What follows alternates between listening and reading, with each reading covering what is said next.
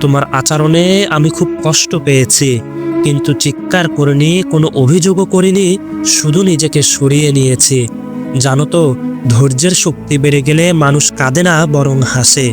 আঘাত যখন সহ্যের সীমা ছোঁয়ায়, মানুষ তখন নীরব হয়ে যায়। আমি তো আর ব্যক্তিত্ব নয়, আমার নীরবতায় ভাসমান শূন্যতা তোমাকে বুঝাতে পারলাম কই? আমার না বলা কথা তুমি কখনোই বুঝলে না, বুঝার চেষ্টাও করলে না। অথচ না বলা না জানার মাঝেই সবটা ছিল। আমি সবকিছুই সহ্য করি, মেনে নেই বলে সবাই আমার প্রতি কঠোর হতে দ্বিধা ভাবে না।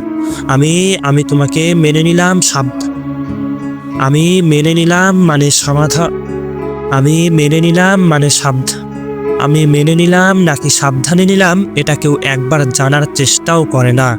অবশেষে সবকিছু মনে রাখলাম, মেনেও নিলাম। অভিশাপে অভিশপ্ত না করে দোয়াতে রেখে দিলাম, সুখী হও।